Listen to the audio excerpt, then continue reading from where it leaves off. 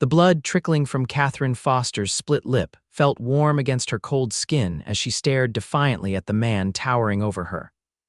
Fort Benton, Montana Territory, 1878, a place where a woman's reputation was as fragile as spring ice on the Missouri River, and just as easily shattered. "You'll not speak of my sister that way again," Katherine declared, her voice steadier than her trembling hands. She wiped the blood away with the back of her hand, refusing to show weakness despite the throbbing pain from the blow she'd just received. Bartholomew Jenkins, the wealthiest rancher in the county and the most arrogant man Katherine had ever known, flexed his fingers as if preparing to strike her again. His face was flushed with whiskey and rage. "Your sister is nothing but a common. I believe the lady asked you to stop." The deep voice cut through the tension like a knife through butter. Katherine turned to see a tall figure silhouetted in the doorway of the general store. Dust covered his long coat, and his dark hat was pulled low, shadowing his features. But there was no mistaking the steely resolve in those words, nor the hand that hovered near the holstered revolver at his hip. Bartholomew's eyes narrowed as he sized up the newcomer. "This ain't your concern, stranger." "A man hitting a woman is everyone's concern," the stranger replied, stepping forward into the light. Katherine could now see a face weathered by sun and wind, dark hair that curled slightly at the collar of his shirt, and eyes the color of a storm brewing over the Montana plains. "Where I come from, men who strike ladies aren't considered men at all. Do you know who I am?" Bartholomew sputtered, his face growing redder, a coward from the looks of it. The stranger's boots made little sound as he moved across the wooden floor, positioning himself between Katherine and her attacker. Katherine found herself holding her breath. She'd lived in Fort Benton all her 20 years and had never seen anyone stand up to the Jenkins family. They owned half the grazing land in the territory and most of the town's businesses as well. Bartholomew's hand moved toward his own weapon, but the stranger's voice stopped him cold. "I wouldn't. My trigger finger's been itchy lately." His tone was conversational, almost friendly, yet carried a deadly promise. The store had gone silent, the other customers frozen in place, watching the confrontation with wide eyes. Mrs. Palmer behind the counter clutched her ledger to her chest as if it might shield her from flying bullets. After what seemed an eternity, Bartholomew lowered his hand. "This ain't over," he growled, then stormed toward the door, shouldering past an elderly man who nearly lost his balance. Only when the door slammed shut behind him did Katherine realize she'd been holding her breath. The stranger turned to her, and she was struck by the gentleness in his eyes, so at odds with the hard line of his jaw and the dangerous competence he'd just displayed. "Are you all right, madam?" he asked, producing a clean handkerchief from his pocket and offering it to her. Katherine took it, pressing it gently against her swelling lip. "Yes, thank you, I'm Katherine Foster. Most folks call me Kate. Vincent Jackson," he replied with a slight nod. "Most folks call me Vince."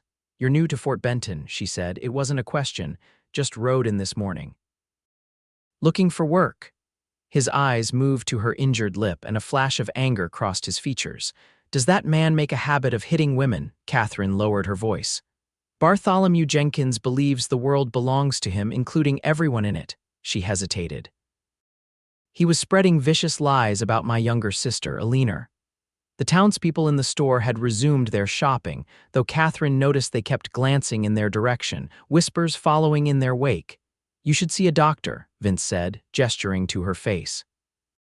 "It's not as bad as it looks." Katherine attempted a smile but winced at the pain. "I need to finish my shopping and get home. My sister will be worried." Vince nodded, stepping aside. "I'll wait and walk you home. Jenkins might be waiting." "That's not necessary, Mr. Jackson. It's Vince." "And I insist." His tone brooked no argument. "Besides, I'm new in town, could use some directions." Katherine found herself nodding, though she knew accepting an escort from a stranger would set tongues wagging. But there was something in his steady gaze that inspired trust, and she'd already given the town plenty to gossip about today. She completed her purchases quickly: flour, sugar, coffee. A spool of thread items they desperately needed but could barely afford on her schoolteacher's salary. Since their parents' death 2 years earlier in the influenza outbreak, Katherine had been raising Alina alone, determined to give her 17-year-old sister the opportunities she deserved. As they stepped out into the afternoon sunlight, Katherine was relieved to see no sign of Bartholomew. Vince carried her parcels, despite her protests, walking beside her down the dusty main street. "What kind of work are you looking for?" she asked, curious about this man who'd appeared like an avenging angel when she needed one most. "I can turn my hand to most things. Worked cattle most of my life, served in the war." His eyes scanned the street continuously, alert for trouble. "Which side?" The question slipped out before she could stop it. A ghost of a smile touched his lips. "Union, though that doesn't seem to matter much out here." "Not as much as back east, I suppose." Katherine pointed toward a side street. "We live this way, it's not far." They walked in companionable silence for a few minutes. Fort Benton had grown considerably in recent years, the steamboats on the Missouri River bringing more settlers and commerce. Still, it retained a frontier roughness that Katherine both loved and feared. "May I ask what brought you to Fort Benton?" she ventured. Vince's expression remained neutral. "Just passing through originally, heard there might be work with the cattle drives coming up from Texas." Something in his tone suggested there was more to the story, but Katherine didn't press. Everyone in the West had something in their past they preferred not to discuss. They reached her modest home on the edge of town, a small wooden structure with a narrow porch and careful touches that showed pride despite poverty. Curtains at the windows, a small garden to one side. Before Katherine could thank her escort, the front door flew open, and a young woman rushed out. Katherine Foster was Katherine's opposite, in many ways golden-haired where Katherine was dark, delicate where her older sister was sturdy, but they shared the same determined chin and expressive eyes. "Kate, Mrs. Miller saw what happened at the store and came to tell." Katherine stopped short at the sight of Vince, her eyes widening. "Oh, it's all right, Ellie," Katherine said quickly. "This is Mr. Vincent Jackson. He intervened when Bartholomew was." She trailed off, not wanting to worry her sister further. Alina's gaze went to Katherine's swollen lip and her face paled. "He hit you. Because of what I said to him yesterday." Katherine shook her head. "Because of what he said about you, none of this is your fault." Vince set the parcels down on the porch steps. "I should be going. Is there a boarding house in town you could recommend, Miss Foster?" "Mrs. Holloway's, 3 streets over," Katherine replied. "Tell her I sent you. She's fair with her rates." He nodded, touching the brim of his hat. "Ladies. It was a pleasure meeting you both, despite the circumstances." As he turned to leave, Katherine called after him. "Mr. Jackson, Vince, thank you." He looked back, and something in his expression made her heart beat faster. No man worth his salt would have done differently. With that, he strode away, his tall figure soon disappearing around the corner. Alina pulled Katherine inside, her face troubled. "Kate, what were you thinking? Standing up to Bartholomew Jenkins of all people?" Katherine set her parcels on the kitchen table. "I was thinking I wouldn't let him slander my sister." She filled a basin with water and dampened a cloth to hold against her throbbing lip. Alina sank into a chair, tears filling her eyes. "This is my fault. If I hadn't rejected his proposal." "Stop that right now," Katherine said firmly. "You were right to refuse him. The man is twice your age and has buried 2 wives already. You don't love him and you never will. But he could provide for us. We wouldn't have to scrimp and save for everything." Katherine knelt before her sister, taking her hands. "Listen to me. I promised Mother and Father I would look after you, but never would I sell you into a loveless marriage for financial security. We're managing." Alina squeezed her hands. "Barely, and now Bartholomew will make life even harder for us. He's vindictive, Kate, and powerful." Katherine couldn't deny this truth. Already, several of her students had been withdrawn from her small school when their parents had received visits from Bartholomew, suggesting that Miss Foster might not be the most suitable teacher for impressionable young minds. "We'll weather this storm like we have all the others," Katherine said with more confidence than she felt. "Now help me prepare supper. I managed to get a bit of salt pork and there are still some potatoes from our garden." As they worked side by side in the small kitchen, Katherine's thoughts drifted to Vincent Jackson. There was something different about him, a steadiness that seemed rare in a place where most men were either passing through or desperately scrambling for fortune. She wondered what his story was and if their paths would cross again in this small town. She had no idea how soon that would be, nor how completely her life was about to change. The next morning, Katherine walked to the schoolhouse as she did every weekday, her lesson plans tucked under her arm. The building was little more than a large cabin with rows of rough-hewn desks, but she took pride in the education she provided to Fort Benton's children. She was surprised to find Vince waiting by the door, his hat in his hands. He straightened when he saw her approach. "Miss Foster," he greeted her, "I hope I'm not intruding." "Not at all," she replied, trying to ignore the curious looks from the few students who had already arrived. "Is there something I can help you with? I wanted to make sure you were all right. And to warn you that Jenkins was at the saloon last night making threats." Katherine's stomach tightened with anxiety, but she kept her expression calm for the sake of the children. "Thank you for the warning. Please, could we speak inside?" Once in the schoolhouse, Katherine busied herself arranging books and papers while the students settled at their desks. There were only 8 today, fewer than last week. "I appreciate your concern, Mr. Jackson, but I can handle Bartholomew Jenkins," she said in a low voice. Vince's expression was skeptical. He was saying he'd run you and your sister out of town, that no one would defy him and stay in Fort Benton. Katherine's hands stilled on the books. "He's been trying to intimidate me for months, ever since Alina refused his marriage proposal." "A man like that doesn't take rejection well," Vince observed, "especially from someone he considers beneath him." "Which is nearly everyone," Katherine replied with a wry smile. She hesitated, then asked, "Did you find lodging at Mrs. Holloway's?" "I did. And work as well. Mr. Davidson at the livery stable hired me to help with breaking some new horses." "That's wonderful," Katherine said, genuinely pleased. "Thomas Davidson was a good man who had always been kind to her and Alina." Vince nodded. "It's temporary, but it'll do for now." He glanced at the waiting students, then back at Katherine. "I should let you get to your teaching. Just wanted you to know I'll be around if you need help." "Thank you," Katherine said softly. Their eyes held for a moment longer than was proper, and she felt a warmth creep into her cheeks. "Good day, Mr. Jackson." He touched his hat and turned to leave, nodding politely to the children as he passed. Katherine watched him go, aware of the curious stares of her students. "Good morning, class," she said brightly, turning to the blackboard. "Today we'll continue with our arithmetic lessons." The morning passed quickly, the children's eager minds a welcome distraction from her worries. Katherine loved teaching, loved seeing the moment when a difficult concept suddenly made sense to a student. In another life, she might have gone east to a teacher's college, but her parents' deaths had ended those dreams. At noon, she released the children for their midday meal, some returning home while others ate the lunches they had brought. Katherine usually used this time to prepare for afternoon lessons, but today she felt restless. She stepped outside, enjoying the bright spring sunshine. Fort Benton was busy at this hour, wagons rumbling down the main street, cowboys and riverboat men mingling with merchants and townspeople. The Missouri River flowed nearby, the lifeblood of the town. Katherine was about to return inside when she spotted Alina hurrying toward the schoolhouse, her face flushed with exertion. "Ellie, what's wrong?" Katherine asked as her sister reached her. Alina caught her breath.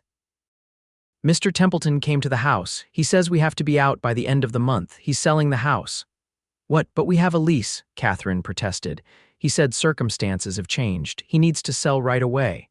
Alina's voice lowered. "Kate, I think Bartholomew is behind this." "Mr. Templeton wouldn't look me in the eye." Katherine felt sick. Their small house wasn't much, but it was home, filled with the few possessions they had managed to keep after their parents died. "Where will we go?" "I don't know." Alina twisted her hands anxiously. "I could ask at the hotel if they need help. If I was earning too—" "No," Katherine interrupted. "You're finishing school, that's non-negotiable." She took a deep breath, forcing herself to remain calm. "We'll figure something out, we always do." But as Alina left to return home, Katherine's confidence wavered. Bartholomew Jenkins was methodically stripping away their security, and she didn't know how to fight a man with so much power and influence. When school ended for the day, Katherine walked toward the general store, hoping Mrs. Palmer might know of available housing. She was so preoccupied with her worries that she didn't notice Bartholomew until he stepped directly into her path. "Afternoon, Miss Foster," he said, his smile not reaching his cold eyes. "How's that lip healing?" Katherine stiffened. "What do you want, Mr. Jenkins?" "Just to have a friendly conversation." He glanced around at the busy street. "I think we got off on the wrong foot yesterday. You struck me for defending my sister from your lies," Katherine replied, keeping her voice level despite her racing heart. "I would call that more than getting off on the wrong foot." His smile hardened. "I'm a reasonable man, Katherine. I'm willing to forget yesterday's misunderstanding. I can even help you with your current housing predicament." Of course, he already knew about the eviction. Katherine forced herself to meet his gaze steadily. "In exchange for what?" "Your sister's hand in marriage. Alina is young, beautiful. She'd want for nothing as my wife. She already refused you. She's a child who doesn't know what's best for her." "She's 17, old enough to know her own heart," Katherine countered. "And she does not love you." Bartholomew's face darkened. "Love? What does love have to do with a good match? I'm offering security, position. No one else in this town will give you anything now. I've seen to that." Katherine felt cold despite the warm afternoon. "You would destroy our lives because a young woman doesn't want to marry you." I prefer to think of it as helping her see reason. He stepped closer, lowering his voice. "Consider carefully, Miss Foster. By month's end, you'll have no home and I suspect no position at the school either. The town council is meeting tomorrow to discuss concerns about your suitability." Katherine's heart sank. The school board was populated largely by Bartholomew's business associates and debtors. "You can't do this," she whispered. "I already have." He tipped his hat mockingly. "Good day, Miss Foster. Do give my regards to Alina." Katherine stood frozen as he walked away. The magnitude of their predicament crashed over her like an icy wave. Without her teaching position and with nowhere to live, how would they survive? She was still standing there when a voice spoke beside her. "Miss Foster, are you all right?" She turned to find Vince watching her with concern. Humiliation and fear made her voice sharper than she intended. "Are you following me, Mr. Jackson?" His expression remained calm. "No, madam, I was heading to the telegraph office." He studied her face. "Jenkins again." Katherine hesitated, then nodded. The weight of her worries suddenly felt too heavy to bear alone. "He's determined to force my sister to marry him. He's arranged for us to be evicted from our home, and now he's working to have me removed from my teaching position." Vince's jaw tightened. "A man who'd use his power that way doesn't deserve the time of day, let alone a young woman's hand in marriage." "I agree, but what can we do? He owns half the businesses in town and has the other half in his debt." Vince was quiet for a moment, his eyes tracking Bartholomew's retreating figure. "There's always something that can be done, Miss Foster, always." Something in his tone made Katherine look at him sharply. "Nothing illegal, I hope. Violence would only make things worse." A faint smile touched his lips. "I'm not planning to shoot him if that's your concern. Though the thought is tempting." He offered his arm. "May I walk you home? We can discuss possibilities." Katherine hesitated, then placed her hand on his arm. "I'd appreciate that, Mr. Jackson." As they walked, Katherine found herself telling Vince more about their situation, how she had taken over raising Alina after their parents died, how she had worked to establish the school, and how Bartholomew had begun his pursuit of Alina 6 months earlier. "He's been married twice before," she explained. "His first wife died in childbirth along with the baby. The second supposedly fell down the stairs, though there were whispers. And no one stands against him." Katherine shook her head. "He employs too many people, controls too much. The last man who crossed him found his cattle mysteriously scattered across 3 counties. They reached her small house, and Katherine invited him in for coffee. Propriety be damned. She was past caring about appearances now. Alina was surprised to see Vince again, but welcomed him politely. As Katherine prepared coffee, she explained their visitor's purpose. "Mr. Jackson thinks he might be able to help with our situation." Alina's eyes widened with hope. "Truly? How?" Vince accepted the cup Katherine offered him. "I've dealt with men like Jenkins before. They thrive on others' fear, but they have weaknesses too." "What's Bartholomew's weakness?" Alina asked. "His pride," Vince said simply. "Men who need to control others are usually compensating for something." And from what your sister tells me, he's desperate to be respected, to be seen as the most important man in Fort Benton. Katherine sat across from him. That's true. He's always reminding everyone of his contributions to the town, demanding recognition. Then that's our opening. Vince sipped his coffee thoughtfully. I've been asking around town today. Jenkins may have influence, but he's not well liked. People fear him, but they don't respect him. How does that help us? Katherine asked. Public opinion is a powerful thing, Miss Foster.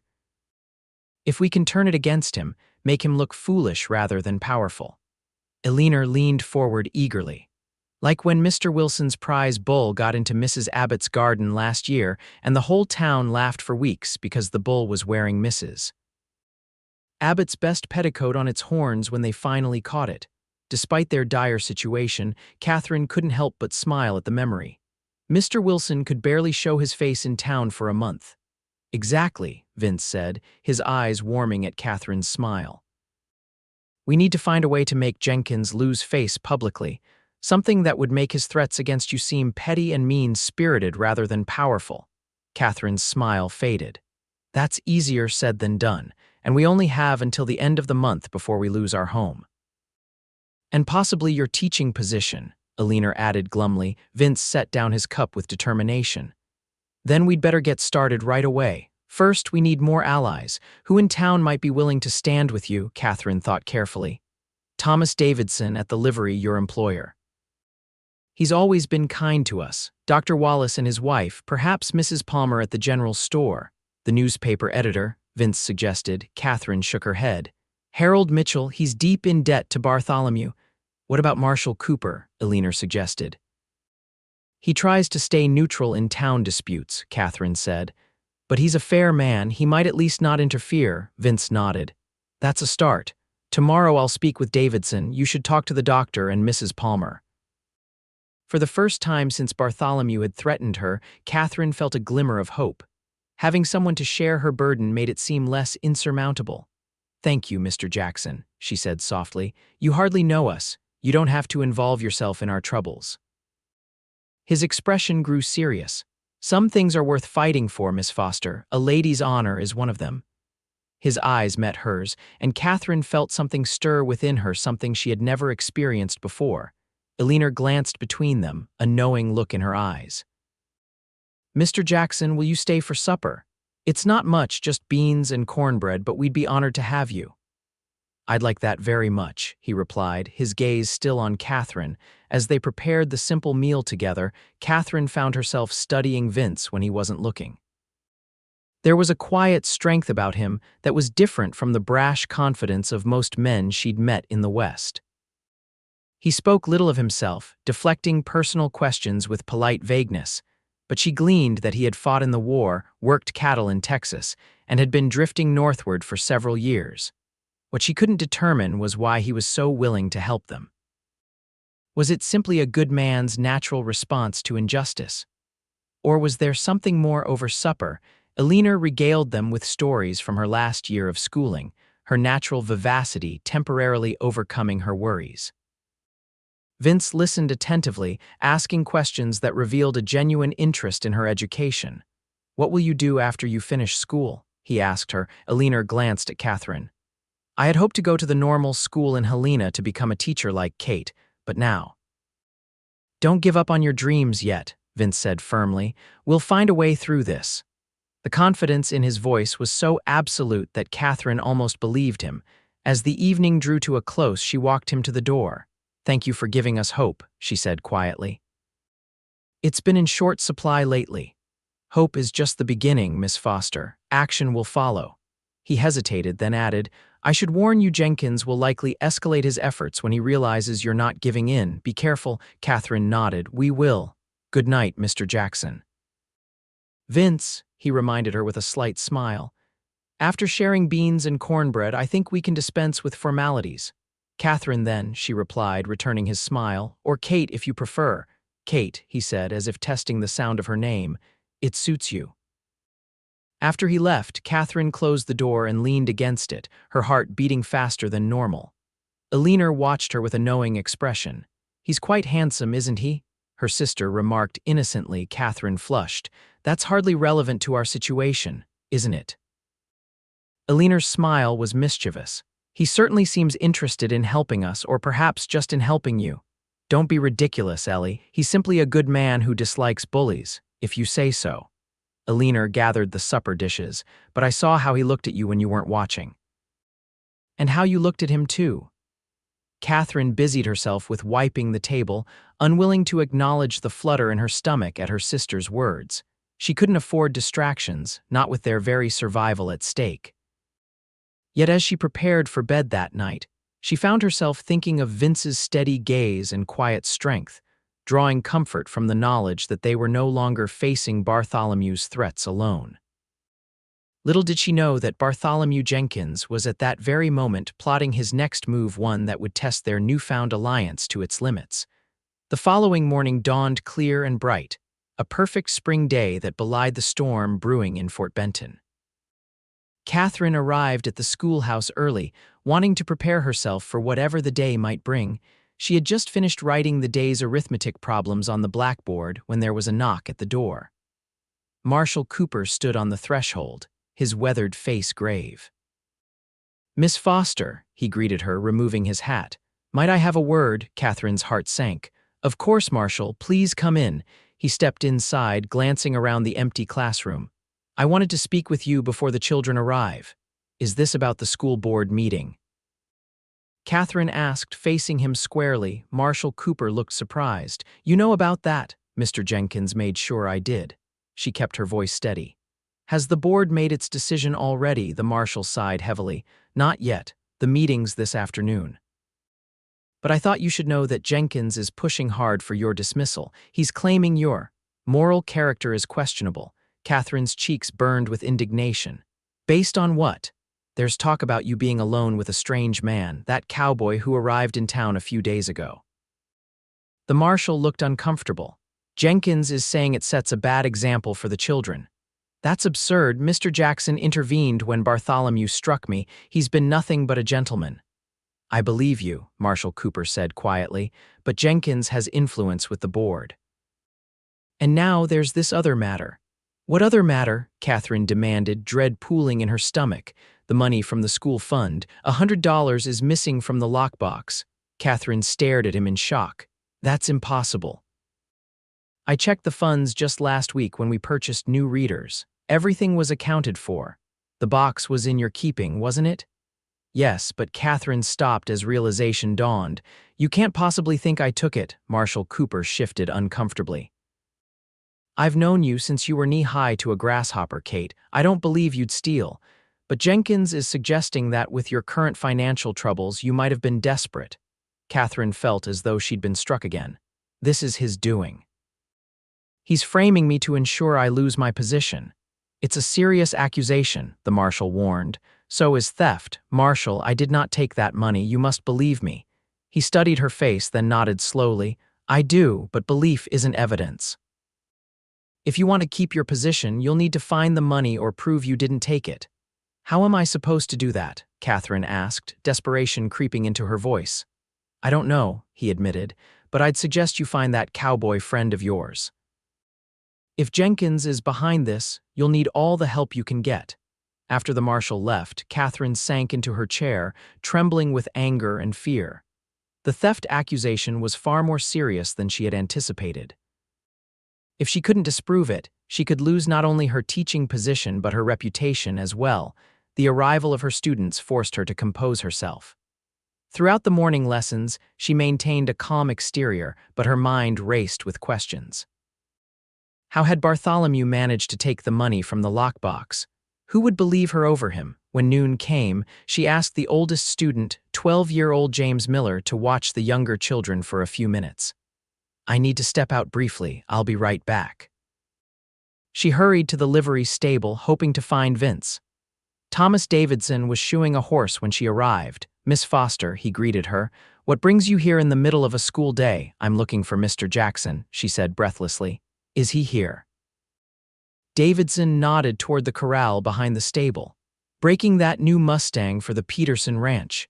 Katherine thanked him and hurried around the building. She stopped short at the sight before her. Vince was in the corral with a spirited black horse, moving with a fluid grace that spoke of years of experience.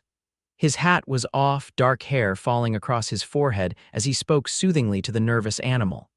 The horse pranced and snorted but seemed to be responding to his calm handling.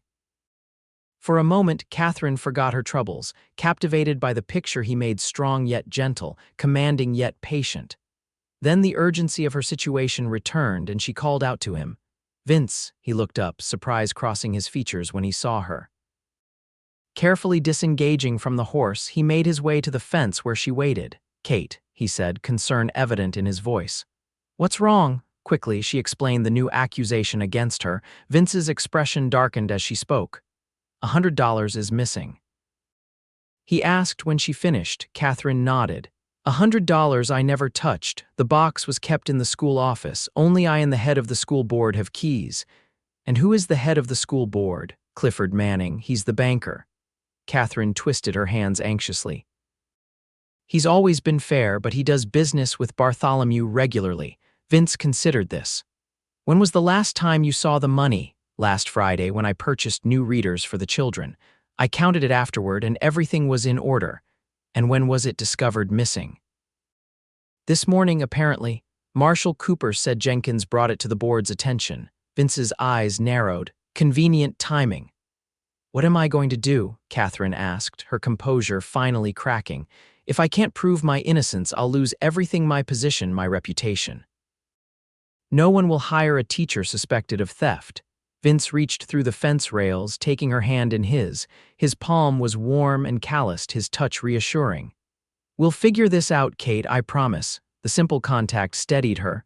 I should get back to the school. The children are waiting. Go on, I'll come by your house this evening, we'll make a plan.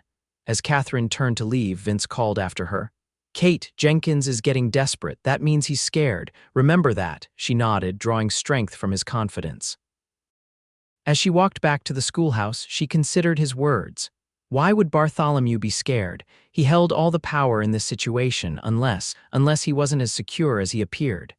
The thought gave her a glimmer of hope as she returned to her students. The afternoon dragged endlessly. Katherine taught mechanically, her mind preoccupied with the school board meeting taking place across town. By the time she dismissed the children, her nerves were frayed to breaking point. She was erasing the blackboard when Clifford Manning entered the schoolhouse. The banker's expression was grim, and Katherine knew immediately what his presence meant. The board has made its decision, he stated without preamble. Katherine set down the eraser, squaring her shoulders. And we've voted to suspend you from your position, pending investigation of the missing funds. He wouldn't meet her eyes. The suspension is effective immediately. Though she had been expecting it, the news still hit Katherine like a physical blow. I didn't take that money, Mr. Manning. The evidence suggests otherwise. He placed an envelope on her desk. Your partial salary for this month is enclosed. Sheriff Cooper will be conducting an investigation into the missing funds. An investigation that will find nothing because I am innocent, Katherine said firmly. Manning finally looked at her, and she was surprised to see something like regret in his eyes. For what it's worth, Miss Foster, this wasn't unanimous. Some of us fought for you. But not enough, she replied bitterly. He had no answer for that. With a curt nod, he departed, leaving Katherine alone in the schoolhouse that had been her sanctuary for the past 2 years. She collected her personal items methodically, books, a pressed flower a student had given her. The sampler her mother had made that hung behind her desk. Each item felt heavier than it should, weighted with the knowledge that she might never return. The walk home was a blur. Katherine moved through the streets of Fort Benton like a sleepwalker, barely acknowledging the greetings of townspeople. All she could think of was what she would tell Eleanor. Her sister was waiting anxiously when Katherine arrived home.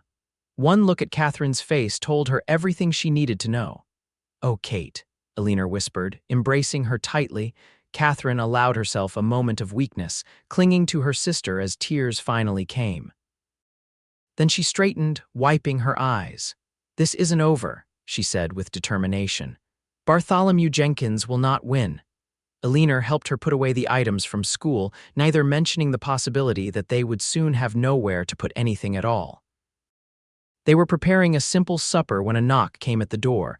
Vince stood on their porch, his expression softening when he saw Catherine's reddened eyes.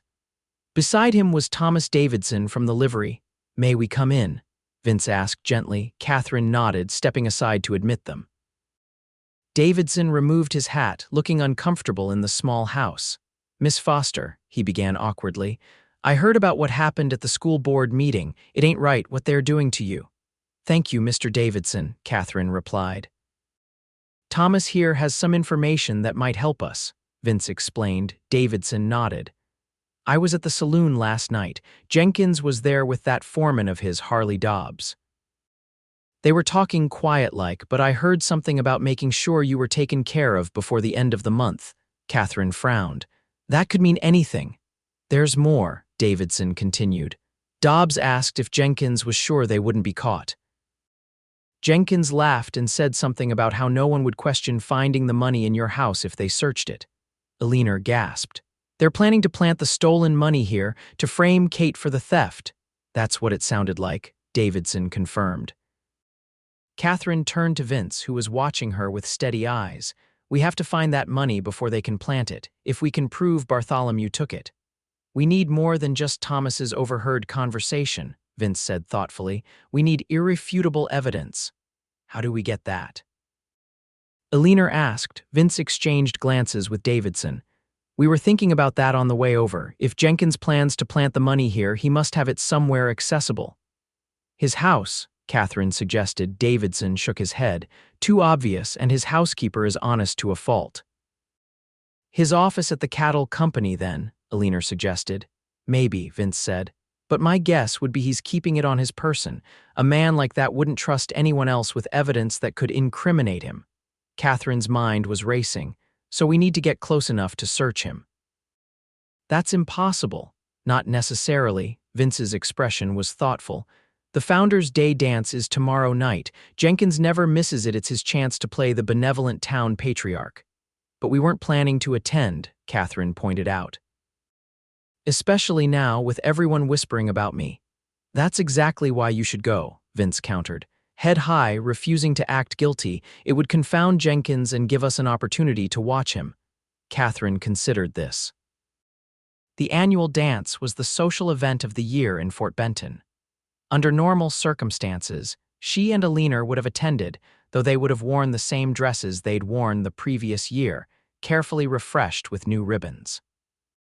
"Even if we go," she said slowly, "how does that help us find the money?" A slow smile spread across Vince's face.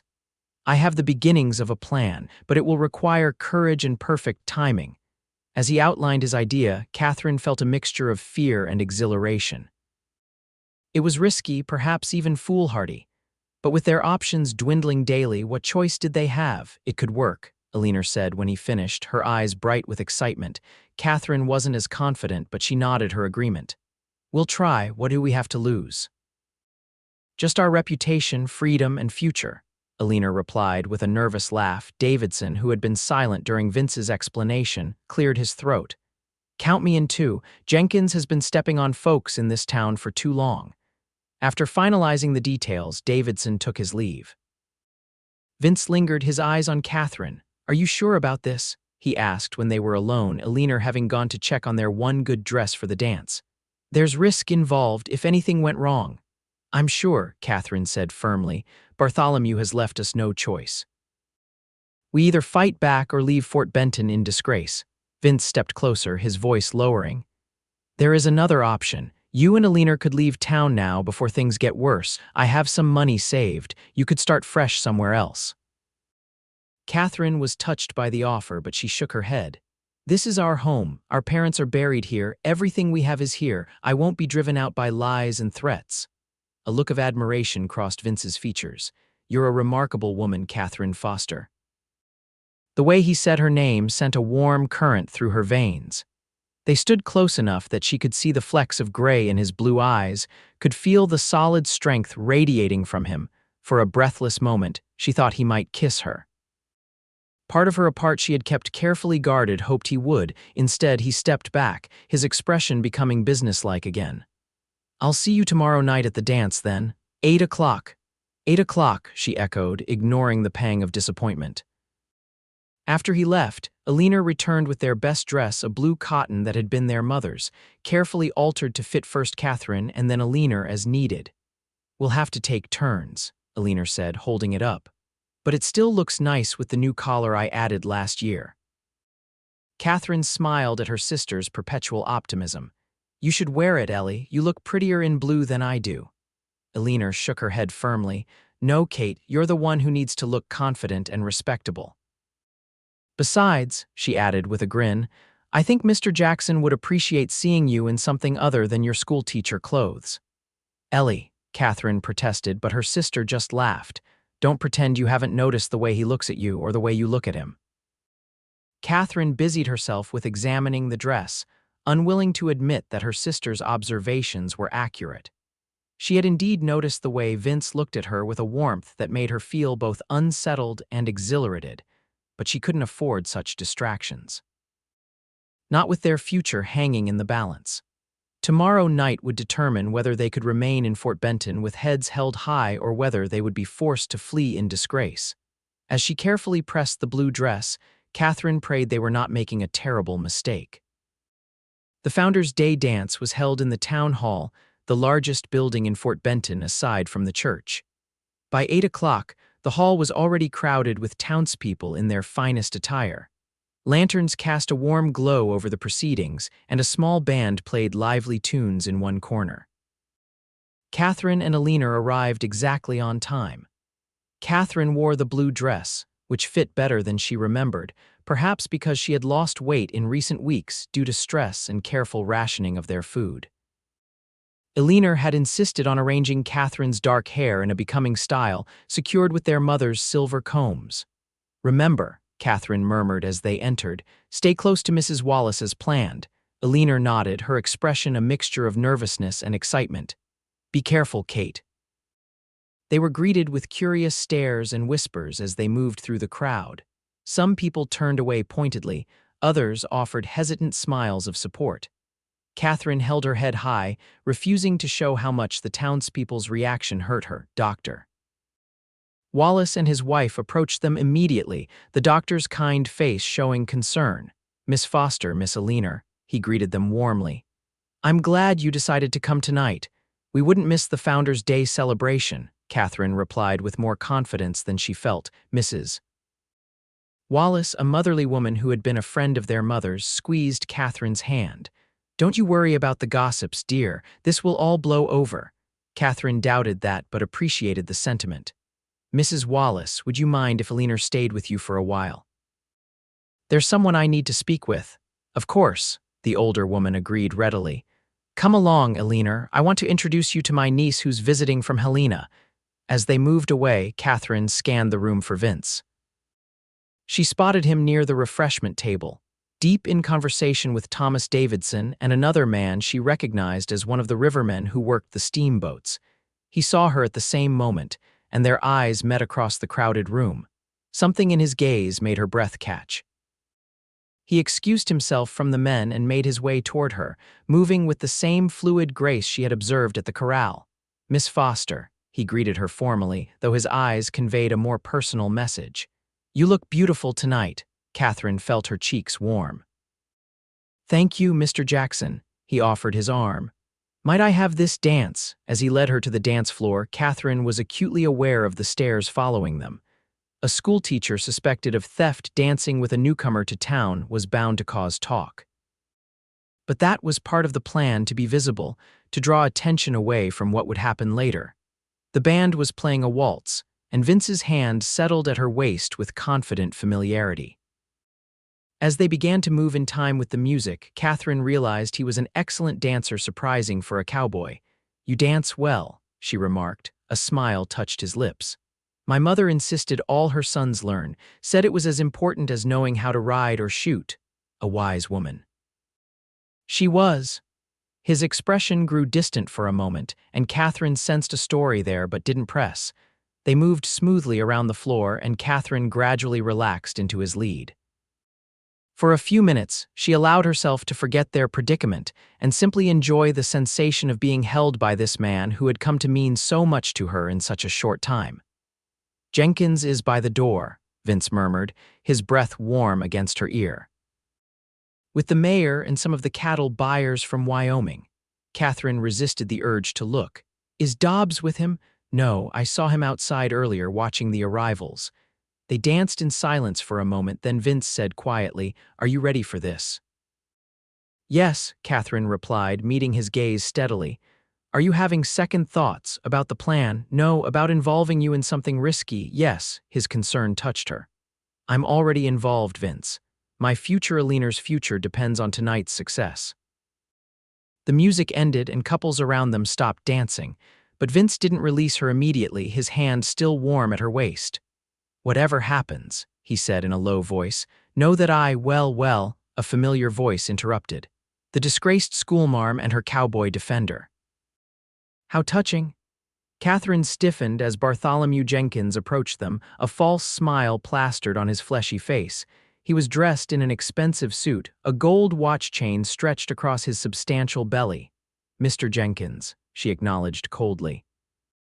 "Bold of you to show your face here, Miss Foster," Bartholomew continued, his voice carrying just enough to attract attention from nearby dancers. "Most thieves would have the decency to leave town after being caught." Vince's hand tightened on Katherine's waist in warning, but she didn't need it. She had anticipated this confrontation. "Interesting that you mention thieves, Mr. Jenkins," she replied calmly. "I've been wondering about that myself. Who would benefit from stealing school funds and framing me for the theft?" Bartholomew's smile faltered slightly. "Are you accusing me of something, Miss Foster? That would be unwise in your position." "I'm simply asking a question," Katherine said, her voice steady despite her racing heart. "Curious timing, isn't it? The money disappears just as you're pushing for my dismissal." People were openly watching now, the hum of conversation dying down as townspeople strained to hear the exchange. Bartholomew's face darkened. "You're making a fool of yourself. The evidence against you is clear." "Is it?" Katherine challenged. "I think not, but time will tell, won't it?"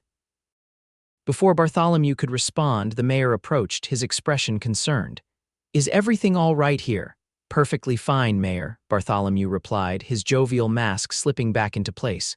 "Just greeting Miss Foster and her friend." The mayor glanced uncomfortably between them. "Perhaps this isn't the place for such discussions. It's supposed to be a celebration, after all." "Of course," Katherine agreed smoothly. "Mr. Jackson was just about to get me some punch." Taking Vince's cue, she allowed him to lead her away from Bartholomew, whose eyes followed them with barely concealed anger. "That went as expected," Vince murmured as they reached the refreshment table. "He's rattled," Katherine observed. "Did you see how quickly his smile disappeared when I questioned the theft?" Vince nodded, handing her a cup of punch. "Now we wait for the signal from Davidson." They mingled with the crowd, Katherine forcing herself to make polite conversation with those who didn't openly snub her. Alina remained with Mrs. Wallace, occasionally catching Katherine's eye and giving encouraging smiles. An hour passed, then another. Katherine was beginning to fear their plan had gone awry when she noticed Thomas Davidson enter the hall from a side door. He caught Vince's eye and nodded once. "It's time," Vince said quietly. "Are you ready?" Katherine set down her punch cup, her heart pounding. "Yes." Vince led her to the center of the dance floor just as the band began another waltz. As they danced, he guided them gradually toward Bartholomew, who was deep in conversation with the bank president. "Now," Vince whispered as they passed close to Jenkins. Katherine stumbled deliberately, falling against Bartholomew with a cry of surprise. Her hands clutched at his jacket as she steadied herself. "I'm so sorry, Mr. Jenkins," she apologized, stepping back quickly. "How clumsy of me." Bartholomew scowled, brushing at his jacket as if her touch had contaminated it. "Watch where you're going, Miss Foster. Are you all right?" Vince asked Katherine with convincing concern. "Yes, just lost my balance for a moment." She turned to Bartholomew again. "My apologies for the interruption." As they moved away, Katherine slipped her hand into the pocket of her dress, feeling the folded papers she had extracted from Bartholomew's inside jacket pocket during their collision. Did you get it? Vince asked under his breath. Katherine nodded almost imperceptibly. Let's find Alina and leave, quickly. They made their way to where Alina waited with the Wallaces, making their excuses about Katherine feeling unwell. As they were about to exit, a commotion erupted across the room. My money clip, Bartholomew's voice boomed out. It's gone. Katherine froze, her hand tightening on the papers in her pocket. This wasn't part of the plan. Vince's expression remained calm, but his voice was urgent. Keep walking, naturally, don't run. They continued toward the door, Alina now beside them, her face pale with apprehension. Stop. Bartholomew shouted. Marshal, that woman has stolen my money clip. Marshal Cooper, who had been standing near the door, looked uncomfortable but moved to intercept them. Miss Foster, I'm afraid I need to ask you to empty your pockets. Katherine's heart sank. The money clip hadn't been part of their plan. They had only meant to retrieve the stolen school funds that Davidson had seen Bartholomew secrete in his jacket earlier. Now they would be caught red-handed. Vince stepped forward. Marshal, this is ridiculous. Miss Foster has done nothing wrong. Let me handle this, Katherine said quietly. To the marshal, she said, I'm happy to comply, but I would prefer to do so in private, not in front of the entire town. Marshal Cooper nodded, looking relieved at the reasonable request. We can use the mayor's office. As they followed him, Katherine saw Alina's frightened face and tried to give her a reassuring smile. Vince walked close beside her, his presence a silent support. The mayor's office was small but well-appointed. Marshal Cooper closed the door behind them, shutting out the curious onlookers. Now, Miss Foster, he said gravely, please empty your pockets. Katherine hesitated, her mind racing for a solution. The papers she had taken would prove Bartholomew's guilt in the school fund theft, but being caught with his money clip would undermine everything. Before she could decide what to do, Vince spoke. Marshal, before Miss Foster complies, I think you should know something. He reached into his own pocket and pulled out a silver money clip studded with a large ruby. I believe this is what Mr. Jenkins is missing. Katherine stared at him in shock. Marshal Cooper looked equally surprised. Where did you get that? The marshal demanded. From Jenkins' pocket, Vince admitted. I took it while everyone was distracted by Miss Foster's stumble. You're admitting to theft. Marshal Cooper's hand moved to his gun. I'm admitting to retrieving evidence, Vince corrected. He carefully opened the money clip, revealing several bills. Look at the serial numbers on these bills, Marshal. I believe you'll find they match those recorded in the school fund ledger. Understanding dawned on Katherine. The stumble had been a diversion, allowing Vince to pick Bartholomew's pocket while Katherine retrieved the documents they needed. It had been part of the plan all along, but Vince hadn't told her to protect her if they were caught. Marshal Cooper took the money clip, examining the bills with a frown. That remains to be seen, but even if these are the missing school funds, taking them this way is still theft. Perhaps, Vince conceded, but I think you'll find these papers more interesting. He nodded to Katherine. With trembling fingers, Katherine withdrew the folded papers from her pocket and handed them to the marshal. These were also in Mr. Jenkins' pocket. Cooper unfolded the documents, his eyebrows rising as he scanned the contents. These appear to be receipts, with different handwriting than the amounts entered in the ledger.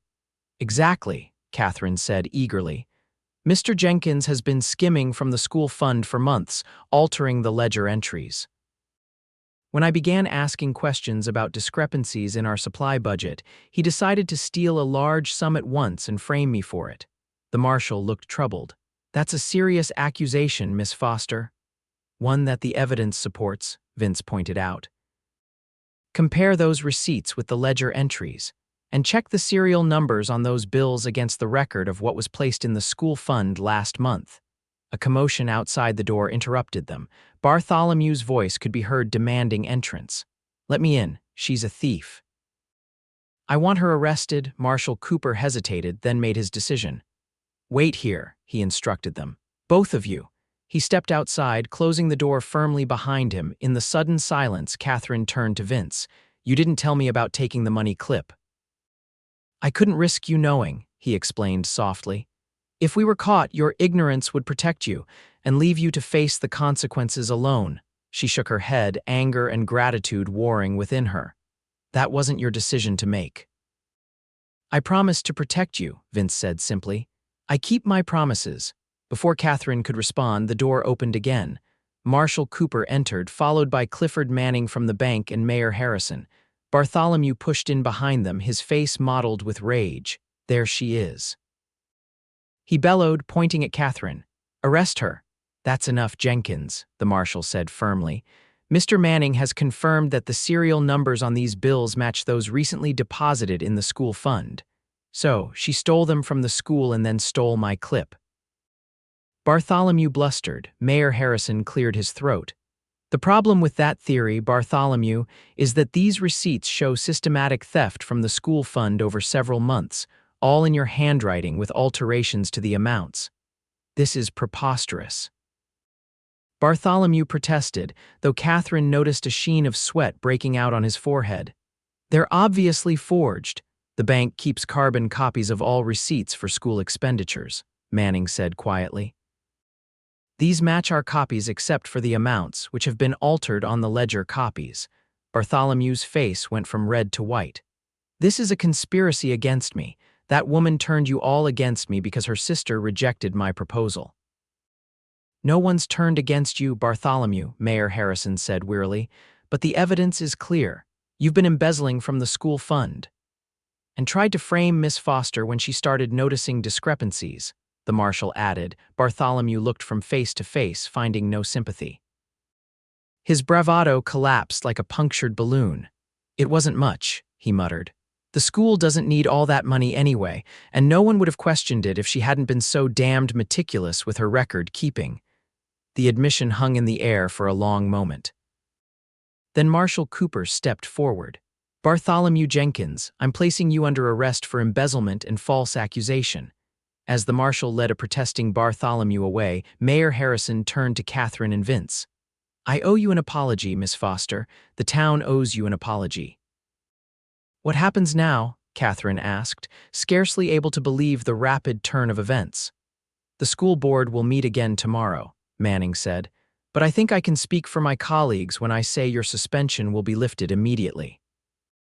Relief washed over Katherine, so intense that she felt her knees weaken.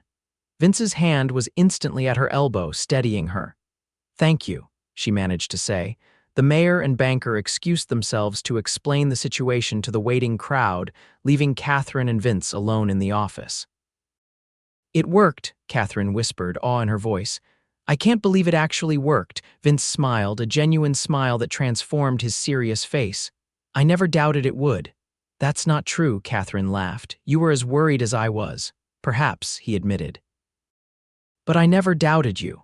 Their eyes met, and the air between them seemed to change, becoming charged with something more than the excitement of their success. Vince, Katherine began, but was interrupted by a leaner bursting into the room. Kate. Everyone's talking about how you and Mr. Jackson exposed Bartholomew's theft. Is it true? Are you getting your teaching position back? Her words tumbled out breathlessly. Katherine embraced her sister. Yes, it's true. It's over, Ellie. We're going to be all right. Over Alina's shoulder, she met Vince's gaze again.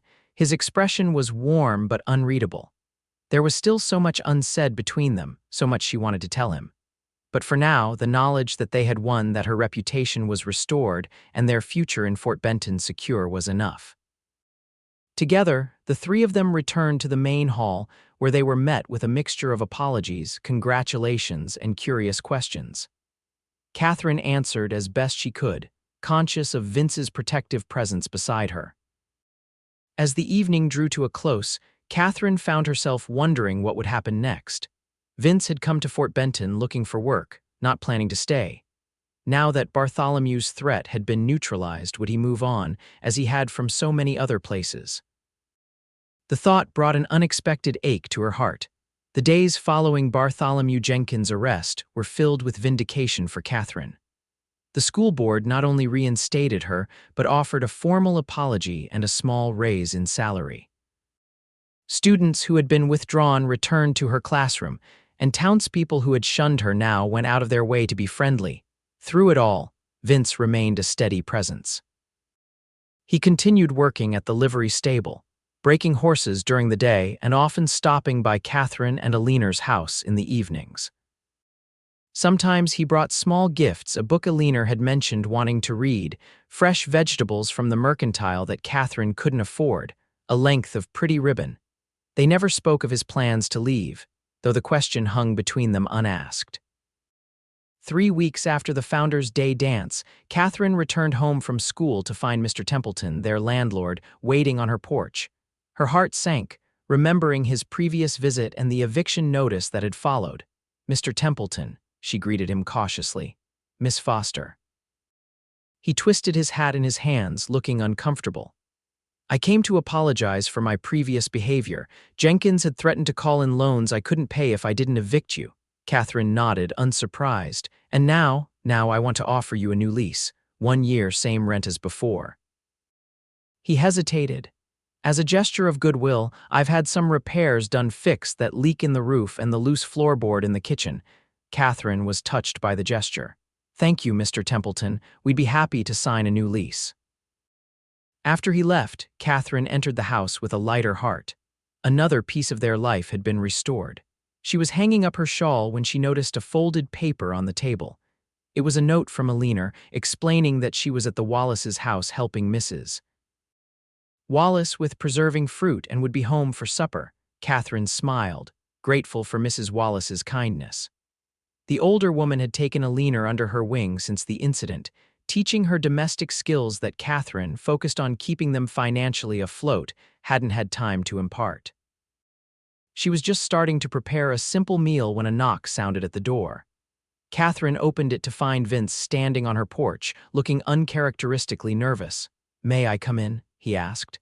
"There's something I need to discuss with you." Catherine's stomach tightened with apprehension. This was it. She thought he was going to tell her he was leaving Fort Benton. "Of course," she said, stepping aside to let him enter. "Alina is at the Wallaces. We have some privacy." Vince nodded, removing his hat as he stepped inside. He seemed reluctant to sit, pacing the small living room instead. "Is something wrong?" Catherine asked when he remained silent. He stopped pacing, turning to face her. "No, not wrong, but I've been doing a lot of thinking lately." About the future, my future," he paused. "Our future, if you're willing." Catherine's breath caught. "What do you mean?" Vince moved closer, his expression serious. "When I came to Fort Benton, I wasn't planning to stay. I've been drifting for years, never settling anywhere for long." "And now?" Catherine asked softly. "Now I have a reason to stay." His eyes held hers. "If you'll have me." Catherine's heart thundered in her chest. "Vince, are you—" "I love you, Katherine Foster," he said simply. "I think I've loved you since I saw you standing up to Jenkins in the general store, refusing to back down despite his cruelty. You're the bravest, most principled woman I've ever known." Catherine was speechless, overwhelmed by the declaration she had hardly dared hope for. Vince continued, his voice low and intense. "I know it hasn't been long, some might say it's too soon, but when you've lived the kind of life I have, you learn to recognize the things worth holding on to." He took her hands in his. "I'm asking if you might consider a future with me." Catherine found her voice at last. "I love you too," she whispered. "I've been afraid to admit it, even to myself, afraid you would leave as everyone else has." Relief and joy transformed his face. "I'm not leaving, not without you at least." "What are you saying?" In answer, Vince reached into his pocket and withdrew a small object. Catherine's eyes widened as she recognized a simple gold ring. "It was my mother's," he explained. "The only thing of value I've kept through all my wandering years." He held it out to her. "Katherine Foster, will you marry me?" Tears blurred Catherine's vision as joy welled up within her. "Yes," she breathed. "Yes, I will marry you." Vince slipped the ring onto her finger, then drew her into his arms. His kiss was gentle at first, then deepened with a passion that made Catherine's head spin. She clung to him, scarcely able to believe this was real, that this good, honorable man loved her and wanted to build a life with her. When they finally drew apart, Vince rested his forehead against hers. "There's more I need to tell you," he said, "about my past." Catherine nodded, sensing this was important to him. "Tell me." They sat together on the small sofa as Vince revealed his story, how he had fought for the Union, returning home to Texas after the war to find his family's ranch destroyed and his parents dead. How he had drifted northward, working cattle drives and taking odd jobs, never staying anywhere long enough to put down roots. "I've done things I'm not proud of," he admitted. "Never anything truly wrong, but I've had to use my gun more than once. I've fought when fighting was necessary." "You're a good man," Katherine said firmly. "I've seen your heart, Vince. That's what matters to me," he smiled, cupping her cheek in his calloused hand. "There's one more thing I've been saving for years, never having anything worth spending on. Last week, I purchased the old McAllister place north of town." Katherine's eyes widened. The McAllister Ranch had been abandoned for years after its owner died without heirs. The land was good, with a sturdy house and access to water. "You bought a ranch," Vince nodded. "It needs work, but the bones are solid. Davidson has connections with cattle buyers in Wyoming. He thinks we could build a profitable operation within a few years." His eyes searched hers. "It would be a good place to raise a family, if that's what you want." Katherine's heart swelled with love and hope. "It's exactly what I want. A home, a family with you." When Alina returned an hour later, she found them still sitting close together on the sofa, making plans for their future. Her squeal of delight upon seeing the ring on Katherine's finger could probably be heard across town. "I knew it," she exclaimed, hugging them both. "I told you he looked at you in a special way, Kate," Katherine laughed, happier than she could remember being since her parents were alive. "Yes, you did. You're very perceptive." Later, after Vince had left with a promise to return the next day, Alina sat with Katherine at the kitchen table, admiring the ring. "What about the school?" she asked. "Will you continue teaching after you're married?" Katherine had been considering this. "For a while, yes. We'll need the income while Vince builds up the ranch, and I love teaching." She smiled at her sister. "But what about you, Ellie? What do you want for your future?" Alina's expression grew thoughtful. "I still want to become a teacher like you. But now, with everything that's happened, I think I might want to study law someday too. If women were allowed to be lawyers, maybe what happened to us wouldn't happen to others." Katherine reached across the table, squeezing her sister's hand. "If anyone can do it, you can. And Vince and I will support you, whatever you decide." That night, as Katherine prepared for bed, she stood at her window looking out at the star-filled Montana sky. So much had changed in the span of a month. From the depths of despair and fear, she had found not only vindication but love, a love worth fighting for. A love that promised a future brighter than any she had dared imagine. The wedding took place in early October, when the cottonwoods along the Missouri River had turned to gold and the first crisp hint of autumn filled the air. It was a simple ceremony in the town church, attended by nearly everyone in Fort Benton. Alina stood beside Katherine as her bridesmaid, radiant in a new dress that Katherine had insisted on buying her despite their still limited funds. Katherine wore her mother's wedding dress, carefully altered by Mrs. Wallace and herself in the evenings leading up to the wedding. As she walked down the aisle toward Vince, who waited with such love in his eyes, she felt her parents' presence, their approval of the man she had chosen. Thomas Davidson stood as Vince's best man, beaming with pride for the friend he had come to respect deeply. Even Marshall Cooper attended, along with Mayor Harrison and many of Katherine's students, past and present. Conspicuously absent was Bartholomew Jenkins, who awaited trial in the territorial court for embezzlement and fraud. Few in town missed his oppressive presence. After the ceremony, the celebration moved to the town hall, decorated with autumn flowers and ribbons. There was dancing and feasting, laughter, and a few happy tears. Katherine and Vince moved among their guests, accepting congratulations and well wishes. "Mrs. Jackson," Vince murmured in her ear as they danced. "How does it sound?" "Perfect," Katherine replied, smiling up at her husband. "Absolutely perfect." Later that evening, they departed for the ranch that would be their home. Alina would join them after finishing the school term, having insisted that they needed time alone as newlyweds before she invaded their space, as she put it. The McAllister place now, the Jackson Ranch, was indeed in need of work, but Katherine fell in love with it immediately. The house was sturdy and spacious, with enough room for children someday. The land stretched away toward distant mountains, promising possibilities and new beginnings. That first night as husband and wife, after Vince had carried her across the threshold, they stood on the porch, arms around each other, watching the stars appear in the vast Montana sky. "Happy?" Vince asked softly. Katherine nodded, leaning into his strength. "More than I ever thought possible." "I made you a promise the day we met," he reminded her, "to protect your honor and Alina's. And you've kept it," Katherine said, turning in his arms to face him. "But you've given me so much more than protection, Vince. You've given me hope and love and a future." His kiss was tender, full of promise. "That's just the beginning, my love, just the beginning." As winter settled over the Montana territory, the Jackson Ranch became a warm haven against the cold. Katherine continued teaching in town, riding to and from school on the sturdy mare Vince had purchased for her. Alina divided her time between the school, where she assisted Katherine with the younger children, and the ranch, where she was learning to ride and even help with the cattle under Vince's patient tutelage. By spring, Katherine and Vince had transformed the old McAllister house into a true home. Fresh paint, curtains at the windows, a vegetable garden taking shape behind the house, all signs of the permanent roots they were putting down together. The ranch was beginning to prosper as well. Vince had purchased a small herd to start, with plans to expand gradually. His skill with horses had become known throughout the county, bringing additional income as people brought their animals to be trained or broken. When summer came, Katherine received news that brought both joy and trepidation. She was expecting their first child, due in the winter.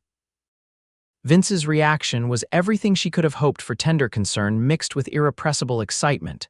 "A baby," he whispered, his hand gentle on her still flat stomach. "Our baby." Alina was equally thrilled, declaring herself ready to be the world's most devoted aunt.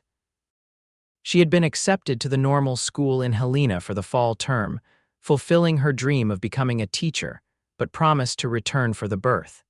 As Katherine's pregnancy progressed, she continued teaching until the school board insisted she take leave for the final months.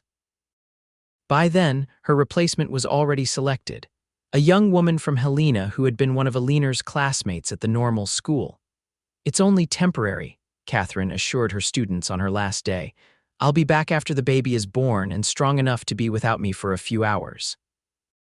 Winter came early that year, with heavy snows blanketing the ranch by mid-November.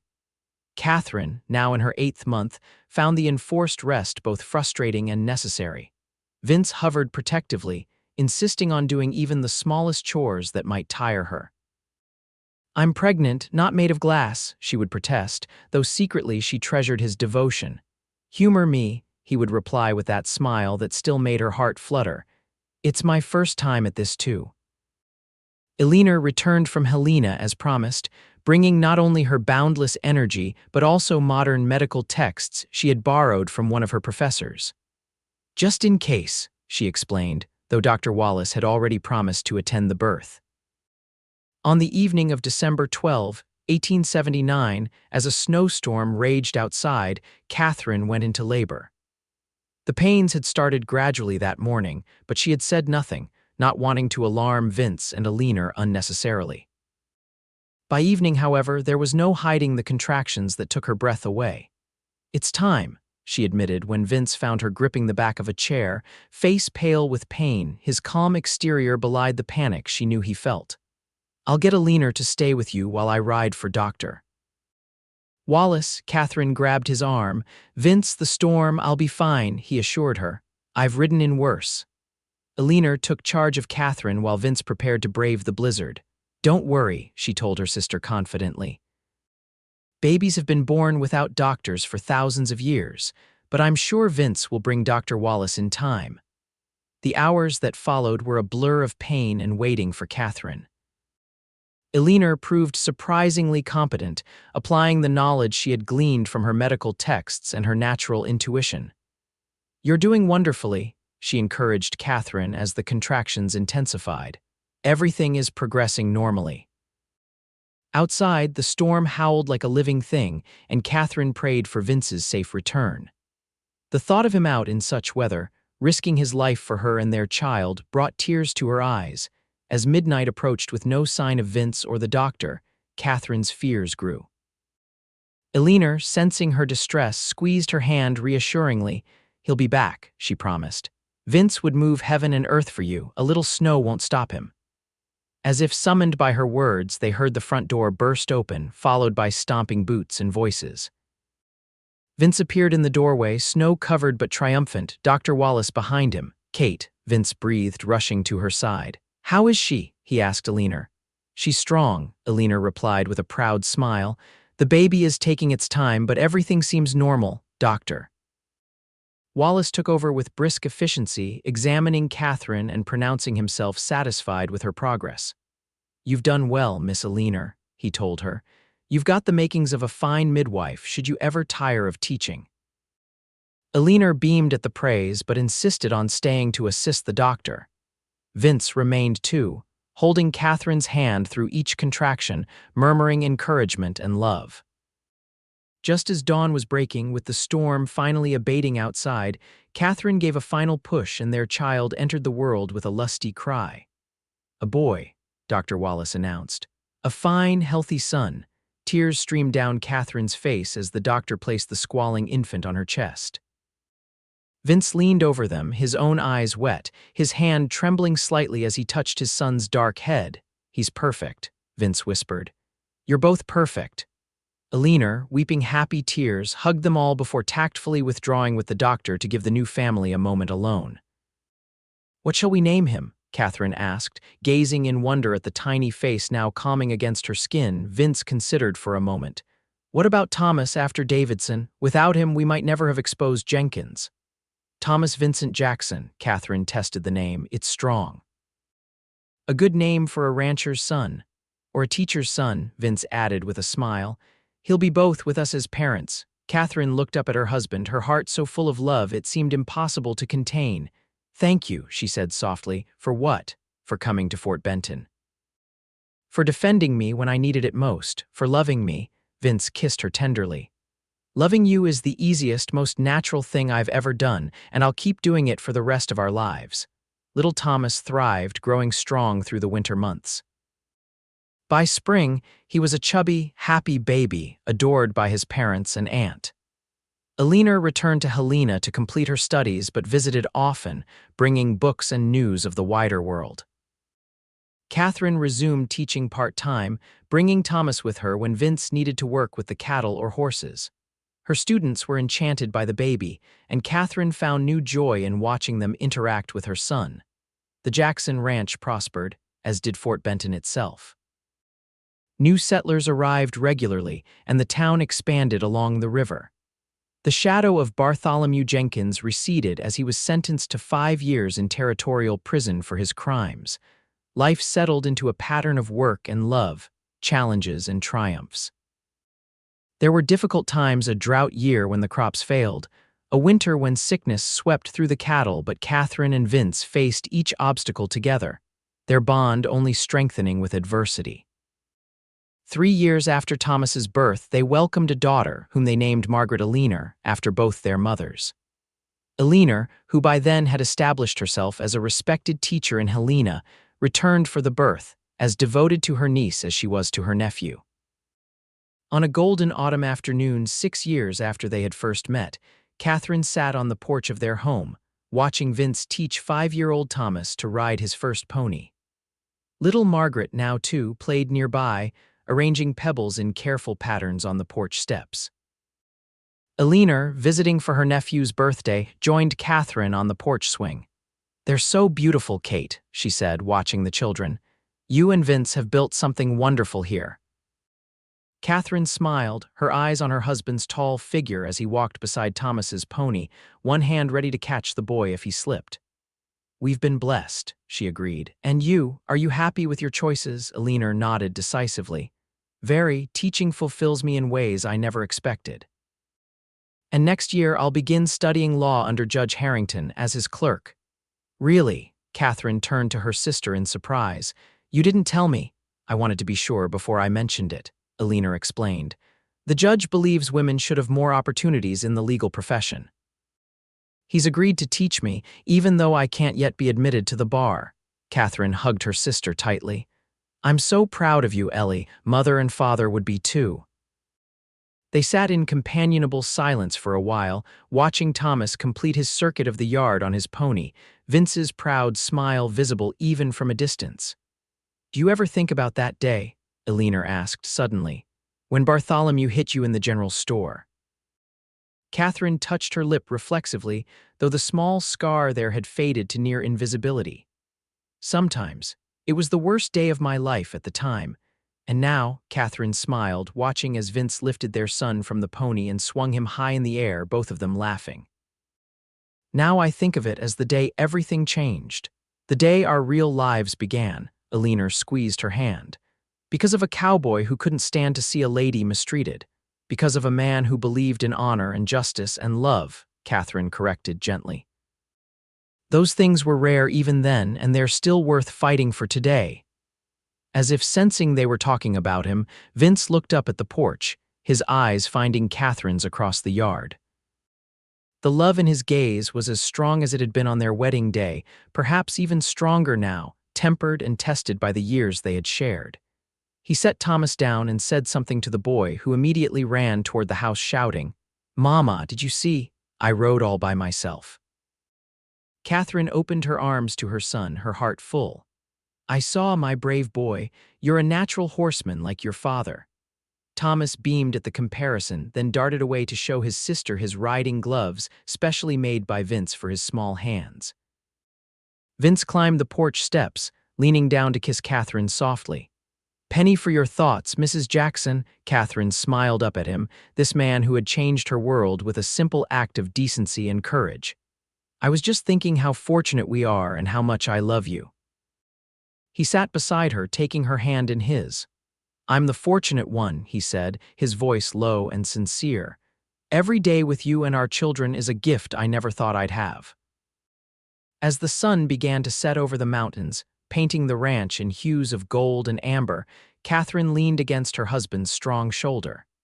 Their children played nearby, their future bright with possibilities. The struggles of the past had faded, leaving only this: a family bound by love, a home built on honor, a life rich with purpose and joy. It had begun with a moment of courage, a stand for what was right. It had grown into something neither of them could have imagined that day in the general store. And it would continue to grow and flourish just as they would together. In the gathering twilight, Vince's arm tightened around her. "Happy?" he asked, as he had on their wedding night. Catherine looked at their children, their home, and finally at the man beside her, her protector, her partner, her love. "Perfectly," she replied, and knew it was absolutely true.